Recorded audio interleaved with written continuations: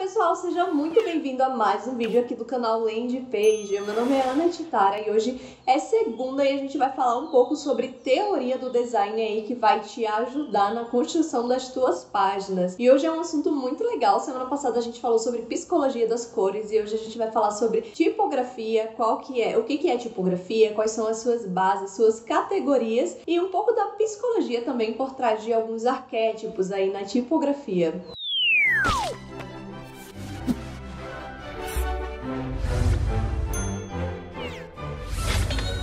Se você gostou do conteúdo, já deixa aqui o teu like. Se tu não tá inscrito no canal, faz a tua inscrição e ativa as notificações.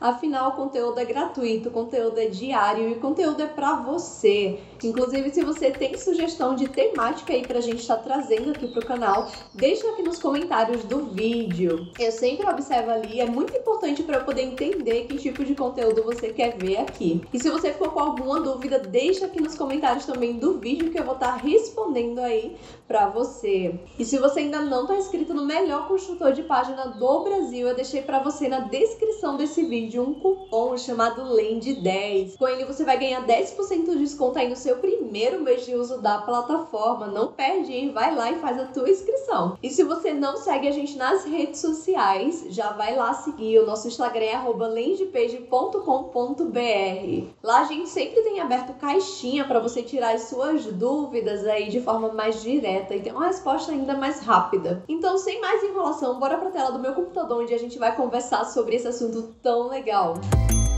A gente já tá aqui na tela do computador, onde a gente vai falar juntos um pouquinho sobre um assunto muito legal e que às vezes a gente deixa um pouquinho ali de escanteio, que é a tipografia. A gente vai falar sobre o aspecto mais teórico e prático também dessa ferramenta que pode ser poderosa na hora de criar um visual aí para sua página.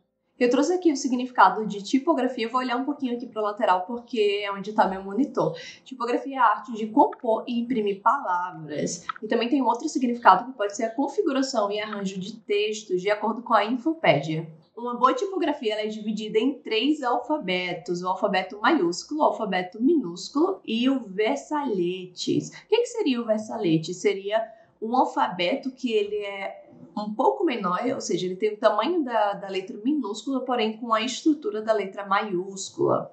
Referente ao tipo, as letras podem apresentar duas variáveis, aí, as letras romanas e as letras itálicas. Itálico eu até usei a representação, né? Aquela letra um pouco mais deitadinha. E a romana são as letras que seguem ali o ângulo comum que a gente conhece aí no dia a dia.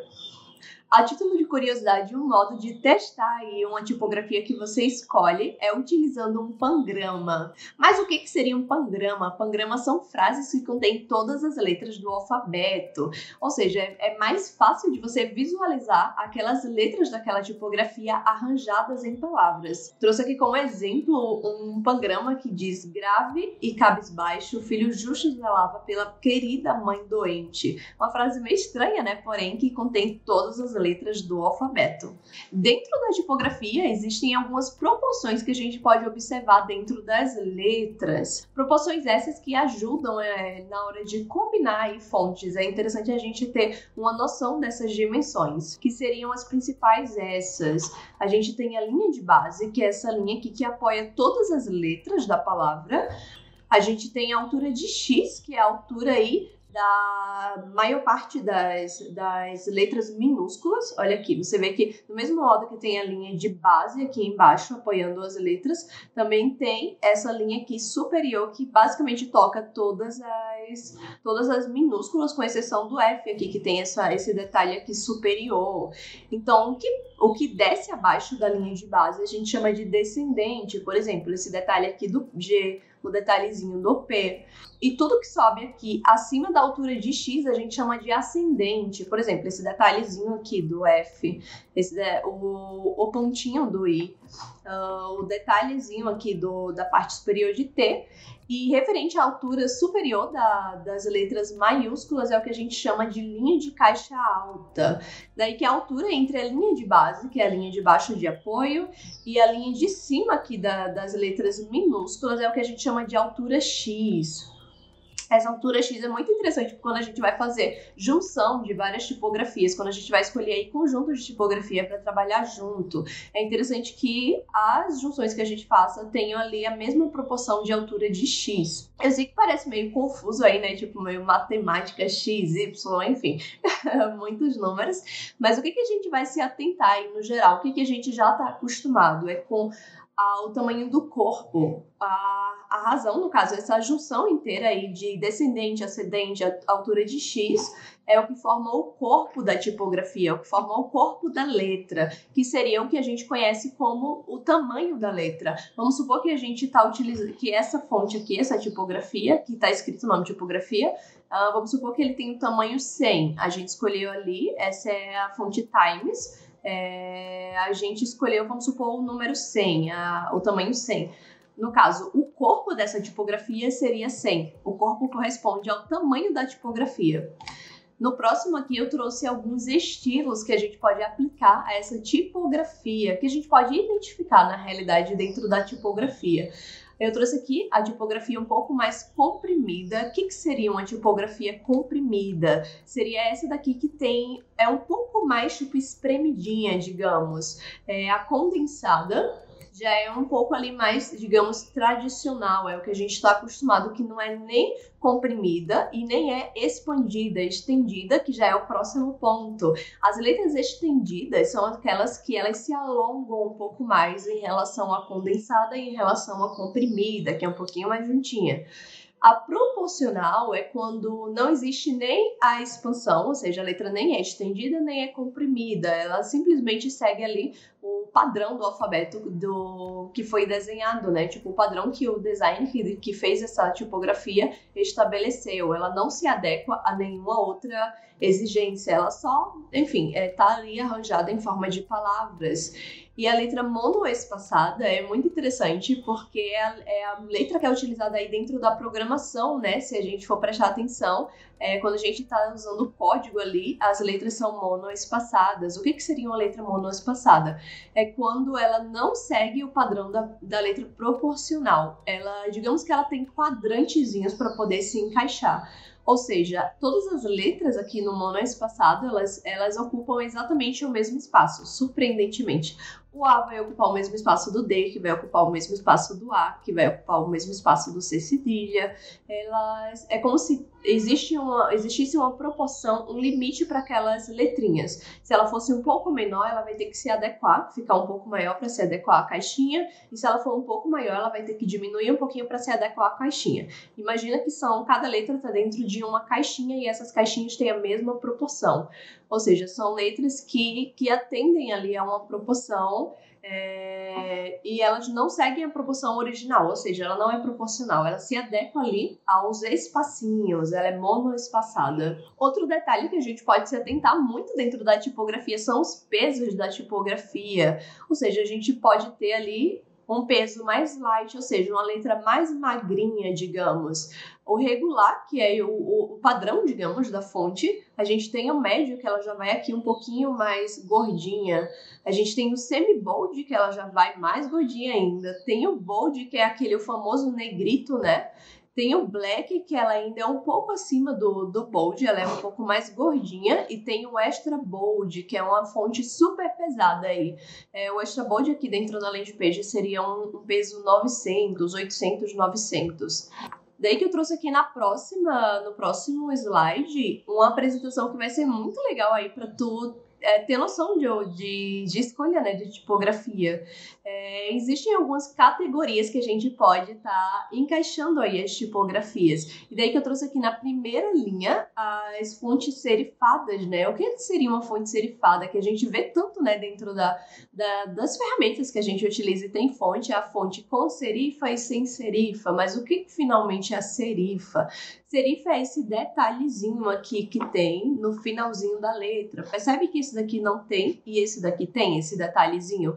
Essa perninha, esse detalhezinho aqui. Isso se chama serifa. E dentro da serifa, inclusive, existem outras categorias, são várias. Tem a serifa triangular, eu trouxe aqui uma serifa quadrada também, que o detalhezinho é quadrado, e uma serifa linear, que ela já é uma mistura, digamos, entre o triangular e a quadrada, essa serifazinha aqui. E aqui abaixo eu trouxe uma sem serifa, que é a que não tem esse detalhezinho, né, que a gente viu aqui acima. Tem a manuscrita, que o nome já traz aí o significado, é aquela fonte que parece que foi escrita à mão, né? E a fonte fantasia, que é um tipo de fonte muito legal, você tem que usar aí com muita sabedoria para poder não confundir a pessoa que está lendo ali, o leitor, e também ter cuidado ali com a capacidade, né, de ler, a legibilidade ali, se a pessoa está compreendendo, se a mensagem está sendo comunicada. Daí que existem outras categorias que a gente pode estar aplicando, mas essas aqui são as principais que eu trouxe para você. Em relação à parte textual, a gente pode prestar atenção em algumas coisas para poder trabalhar com hierarquia textual. Como que a gente pode criar uma hierarquia textual dentro da nossa página? De diversas maneiras. A gente pode estar utilizando o tipo de alfabeto, ou seja, se é maiúsculo, se é minúsculo, se é o versalete. A gente pode estar usando o estilo, ou seja, a gente pode estar destacando um texto, utilizando o itálico, por exemplo. Um texto corrido, onde a gente vai usar o padrão como a romana, porém a gente destacou ali uma palavra, um elemento com a fonte itálica. A gente pode estar utilizando esse recurso para poder trazer uma hierarquia textual. Hierarquia textual é você guiar a pessoa que está visualizando, o leitor, por uma trilha.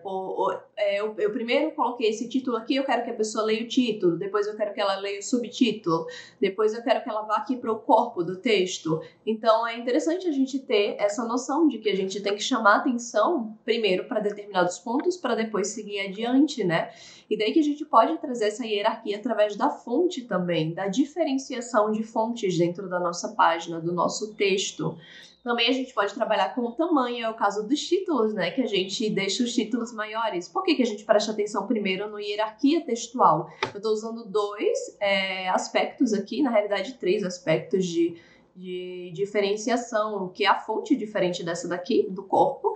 A cor também está em destaque, né? E o tamanho, ou seja, eu estou usando a fonte, o tamanho e a cor. São fatores que são os principais fatores de destaque que a gente costuma usar aí nos títulos, né?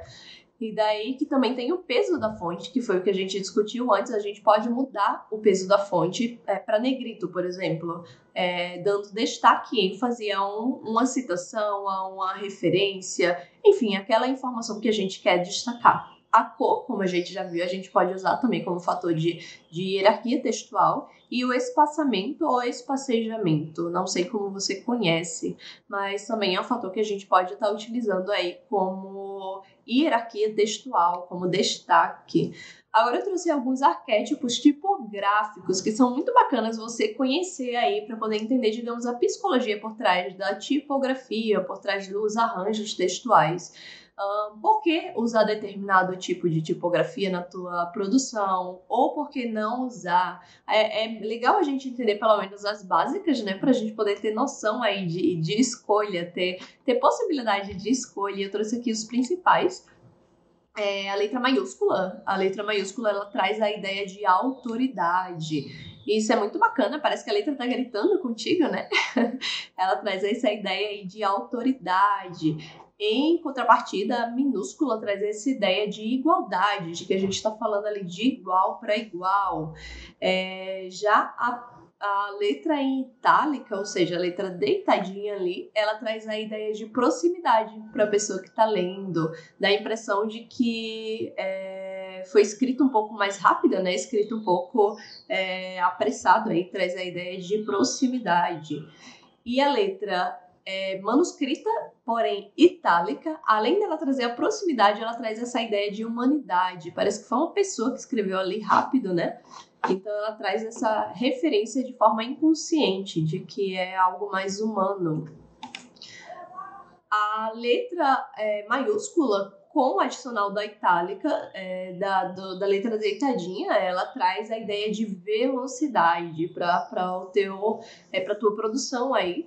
E daí que é uma coisa muito bacana de você se atentar. Normalmente as campanhas relacionadas a fitness, a esportes em geral, ela sempre traz esse estilo, né, de tipografia justamente pela ideia de velocidade que ela transmite.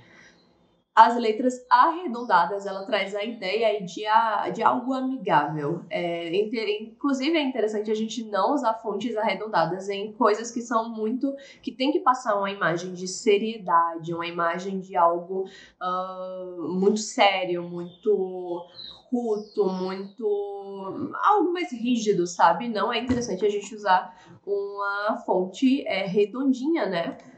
Já as fontes pontudas, ela traz a ideia de agressividade aí para o visual do que tu está produzindo. As fontes clássicas, normalmente com serifa, a gente utiliza bastante, elas trazem a ideia de confiança, a ideia de confiabilidade, as fontes clássicas. Já as fontes de alto contraste, o que seria alto contraste? Percebe o contraste absurdo entre essa lateral do A e essa lateral? Ou seja, é uma fonte de alto contraste. Aqui, ó, fininha, enquanto aqui tá muito grossa, né? Esse meio aqui também é extremamente saliente, enquanto as perninhas são bem curtinhas. Isso é uma fonte de alto contraste. A fonte de alto contraste traz em si ali, carrega o peso da elegância. Ela traz a ideia de que é algo elegante. Inclusive, essa fonte aqui que eu usei para demonstração é a fonte da Vogue, uma marca extremamente famosa aí na indústria da moda, né? Na indústria artística como um todo. E ela traz justamente esse conceito aí de elegância embutido em si. Enquanto as fontes que não têm alto contraste, as fontes que são neutras, né? As fontes que são, digamos, proporcionais. Esse ladinho do A segue o mesmo padrão do outro lado. Todas as letras seguem o mesmo padrão visual, não tem nenhum contraste assim absurdo. E elas trazem aí a ideia de neutralidade. Esse estilo de fonte é muito utilizado em empresas grandes como o Google, a Apple e muitas empresas ligadas à tecnologia e às soluções, né? Tipo, elas trazem esse estilo de fonte aqui mais neutra.